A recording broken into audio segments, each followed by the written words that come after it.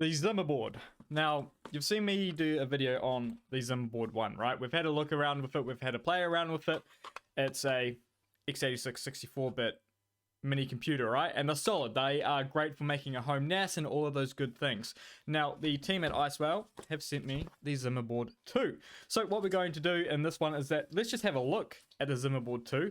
And what I'm going to do is let's just run through some use cases for it. And I'm going to install Ollama on it. We'll have a play around with, installing Docker and all of those good things on this. And we'll just see how well this performs. We'll go over the specs of how it is versus the ZimaBoard 1. So you can kind of decide what you want to do. Now, this is on Kickstarter at the moment. They have sent me this early. I think as of today, it ends in about 12 days. Now, as you can see, this is the ZimaBoard 2. And comparing it to the ZimaBoard 1, right? So this one has a drive attached to it, but you can do the same with this one here. Same sort of ports, right? Where's my cameras at? So same sort of ports, but the networking on the ZimaBoard 2 is faster. Same sort of ports on the back as well, so you can set up all the storage if you want NAS and all of that good stuff. And you also have the PCI on the side as well, but the PCI on this one is faster as well. We'll go over the specs in more details in a second. So this here is the Kickstarter page for it. So there will be a link in the description for this. You can see they nearly have $1 million New Zealand dollars pledge. These things are solid, right? They have a big community and fan base around them, myself included. I have the ZimaBoard and the ZimaBlade. The ZimaBlade is a NAS. The ZimaBoard I just tinker around with.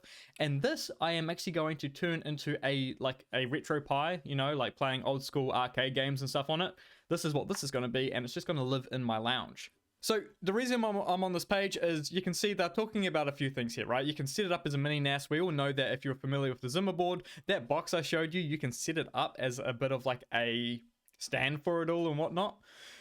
It does come with ZimaOS. Now, I've already covered ZimaOS previously. I'm not going to do it again, but that is Icewell's OS, and it makes it really easy for self-hosting, making a NAS and all of that stuff.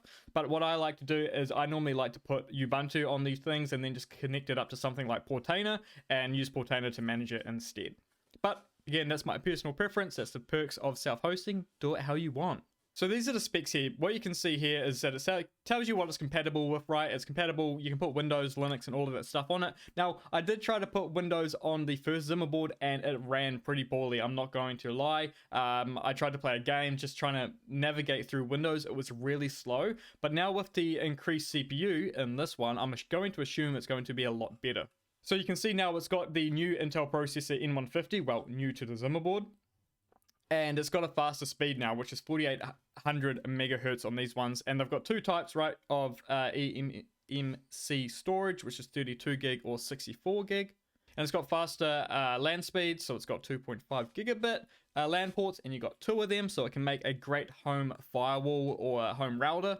And again, the case, right? The whole thing is like a heat shield. So I don't think there's going to be any problems with this thing getting too hot. So what I'm going to do now is I'm just going to install Ubuntu on this. I'm just going to get it all set up, and then what we're going to do is we'll just have a tinker around with it, right?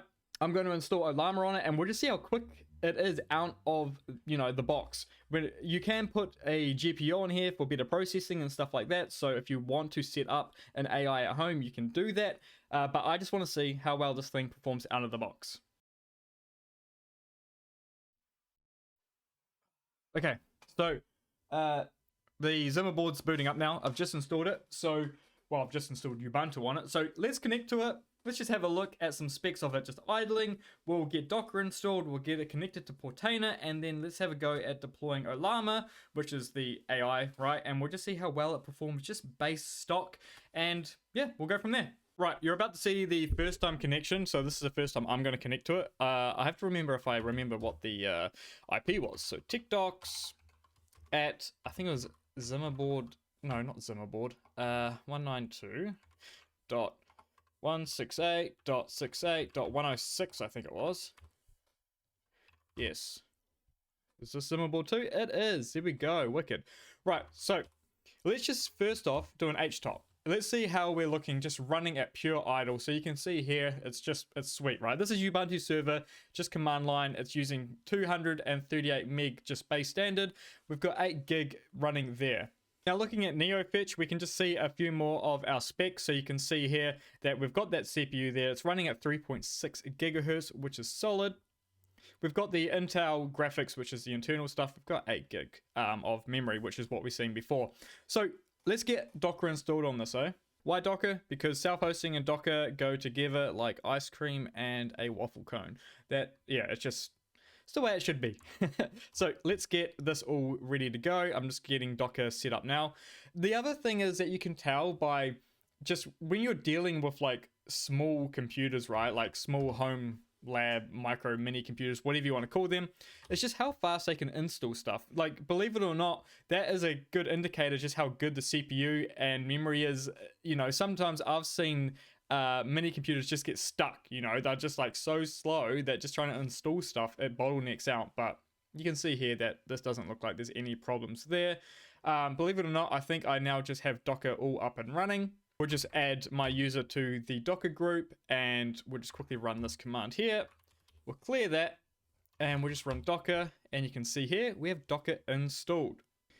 Now, some people ask me, how do I manage all of my servers and stuff? And I use Portainer. This is where we're at now. So I'm just going to log into it. And what you'll be able to see here is all of my servers that I have up and running that have Docker. I can connect to all of them all via Portainer.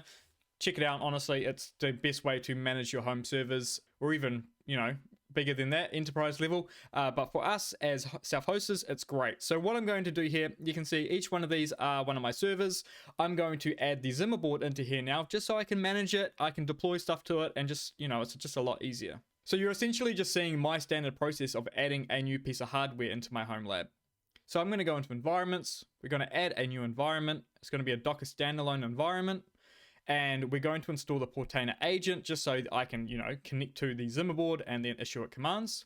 So I need to run this here in the terminal. So back at the terminal, we'll paste that in. We'll get that installed. So it's going to pull that agent. Here we go. Nice and easy. Bam. We have the agent. Now I just need to tell Portainer, you know, what is it? So this is called ZimaBoard 2. Easy. And the IP address, 68.106. And we need that port, which it runs on 9001. We'll hit connect. And we've just added that into Portainer. So, believe it or not, now what I can do is I can manage the entire server, you know, everything deployed onto it via Docker, right through Portainer itself. So we can see the one thing that's running on it, which is Portainer agent. Now, let's deploy Ollama, because I want to see how just wow this performs out of the box with the new CPU of just running some basic AI stuff, right? So we've connected to the ZimaBoard via Portainer. Now I'm going to deploy the Ollama AI with the Open Web UI. So I've just pasted in the compose file here. We're going to access the UI on 3000. So let's deploy the stack in Portainer. And then once this is all deployed, we should be able to connect to it without any problems. There we go. So it's deployed. Let's just come in here and make sure that our containers are starting. So that's started. Let's give it a little refresh. Still starting. There we go. So now I've just connected to it. So this is all running on the ZimaBoard. If I go back to the stacks, we can see that it's here, and we can see that both of them are running. So let's jump into the UI, get started, and let's just see how well this performs on the CPU, right? So we'll just give a name, bob@bob.com, and the password is Bob, and we'll create the admin account. So we're all logged in. So let's see how this goes. Like, what we're testing here is just the speed, right? So, hello. Oh, I should probably select the model. So I'm just downloading our model now. We're just going to use the Gemma 3, mainly because it's only 3 gig. And remember, we don't have a whole lot of space to work with. So let's actually see how much space we have on the ZimaBoard right now. So we have about 7 gig left, right? So we're just going to be able to fit this image on here. But remember, you can always add storage onto the ZimaBoard. It's no problem. Just adding, you know, a typical, actually, any sort of drive you've seen when I was showing you them before. Actually, I've got one right in front of me, like this one here. I've got a, what is that? A 1 terabyte drive, right? So you can just add them if you want. So I can do that with the other if I want to add more storage. Sweet. It's just going to verify, and there we go. It's downloaded it. So let's see how well this works. So let's open up a new chat, and we'll just put hello. And we'll just see how quick it gets back to us. Now, it's going to be a little slow because it's the CPU, but this is the thing. I want to see how quick it is. And you can see here, it's actually not bad. I've tried this on the ZimaBoard 1 and it was pretty slow. Let's just go, I don't know, let's ask for something. Create a Docker compose deploying a Minecraft server. I don't know, let's just figure something out.